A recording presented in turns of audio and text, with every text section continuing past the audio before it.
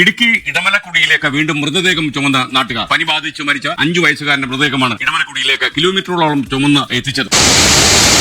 ഇടുക്കി വട്ടവടയിൽ പരിക്കേറ്റ ആദിവാസി സ്ത്രീയെ ആശുപത്രിയിൽ എത്തിച്ചത് 5 കിലോമീറ്റർ ചുമന്നു നടന്ന്. വത്സപ്പെട്ടി ഉന്നതയിലെ ഗ്രാമവാസികളുടെ ജീവിതം തീരാദുരിതത്തിൽ. ആദിവാസി ഊരുകളിലേക്ക് റോഡുകൾ ഇല്ലാത്തതിന്റെ കാരണങ്ങൾ എന്താണ്? അവരാരും മനുഷ്യരല്ലേ? എല്ലാ മനുഷ്യർക്കും റോഡുകൾ, ആശുപത്രി, സ്കൂൾ, കടകൾ, മറ്റ് വികസനങ്ങളുണ്ട്. ആദിവാസികളുടെ വോട്ട് മാത്രം മതിയോ? ആദിവാസികൾക്ക് 100% റോഡ് വേണം. പക്ഷേ കാടും വന്യമൃഗങ്ങളും ഉണ്ടെങ്കിലേ ആദിവാസി ഉള്ളൂ, ഈ പ്രപഞ്ചം ഉള്ളൂ എന്ന് ഓർക്കണം. നിങ്ങളുടെ റോഡിലൂടെ വരാൻ വെമ്പി നിൽക്കുന്ന അനേകായിരം ശൂദ്രജീവികൾ ഉണ്ട്. വനം കൊള്ളക്കാർ, കുറ്റവാളികൾ, റീൽസ് യൂട്യൂബർമാർ, അവരിലൂടെ വരുന്ന രോഗങ്ങൾ, ശബ്ദം, വെളിച്ചം, ഇതെല്ലാം ആദിവാസികളെയും വന്യജീവികളെയും കാടിന്റെ വ്യവസ്ഥയെയും സ്വസ്ഥതയും നശിപ്പിക്കും. നിങ്ങളുടെ റോഡിന് വേണ്ടി മുറവിളി കൂട്ടുന്നതിൽ പലരും കാട് വിഴുങ്ങാൻ വേണ്ടി നിൽക്കുന്നവരാണ്. ഒരു മാധ്യമധർമ്മക്കാരും മോശമല്ല എന്ന് തെളിഞ്ഞിരിക്കുന്നു. അവർക്ക് എതിരെ ഒരു ചെറുവിരൽ അനക്കാൻ കോടതിക്ക് പോലും ആകില്ല. അതുകൊണ്ട് തന്നെയാണ് ആദിവാസി ഊരുകളിലേക്ക് റോഡുകൾ ഇല്ലാത്തതിന് പല കാരണങ്ങളിൽ ഒന്ന്. ഇത് ഒരു ഒറ്റപ്പെട്ട പ്രശ്നമല്ല. പ്രധാന കാരണങ്ങൾ: ആദിവാസി ഊരുകൾ വനത്തിനുള്ളിലോ മലമ്പ്രദേശങ്ങളിലോ ദുർഘടമായ സ്ഥലങ്ങളിലോ ആണ് സ്ഥിതി ചെയ്യുന്നത്. കൂടാതെ വന്യമൃഗങ്ങൾ,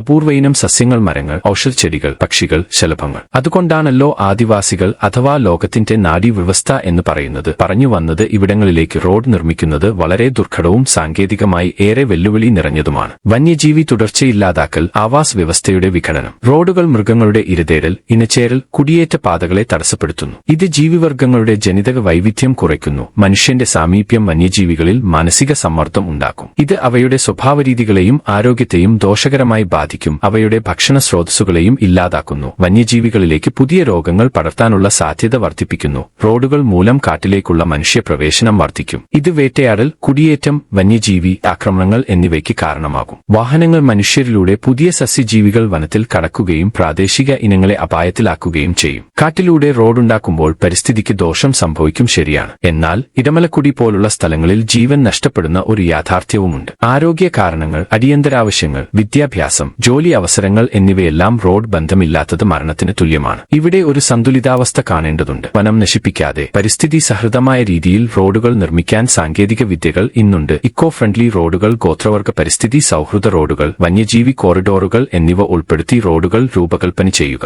എല്ലാ മാധ്യമങ്ങളും വനം കൊള്ളക്കാരില്ലായിരിക്കാം. റോഡ് ആവശ്യപ്പെടുന്ന രാഷ്ട്രീയക്കാർ വനം കൊള്ളക്കാരില്ലായിരിക്കാം. എന്നാലും പോലീസ്, ആരോഗ്യ, വിദ്യാഭ്യാസ ഉദ്യോഗസ്ഥർ, ഇവർക്ക് മാത്രം പ്രവേശനം. ചെക്ക് പോസ്റ്റ് നിയന്ത്രണം, പുറം ലോകം കയറി വരാതെ കർശന നിയന്ത്രണം. യൂട്യൂബർ, റീൽസ്, കോമഡി, രാഷ്ട്രീയക്കാരുടെ ഷോ, മാധ്യമ ഡ്രാമ, ഇവരെ അകത്തു കടത്തി വിടരുത്. വനം കൊള്ളക്കാരുടെ കയറിവരവ്, കാടിന് മരണം. റോഡ് ഉണ്ടാകണം, പക്ഷേ ആദിവാസികളുടെ ജീവൻ രക്ഷിക്കാൻ മാത്രം. വൈദ്യുത വാഹനങ്ങൾ മാത്രം. നിങ്ങളുടെ കാഴ്ചകൾ മനുഷ്യൻ എന്ന ഒറ്റ ദിശയിൽ നിന്ന് മാറി ഈ പ്രപഞ്ചത്തിലെ മുഴുവൻ ജീവന്റെയും നേർക്ക് തിരിയട്ടെ.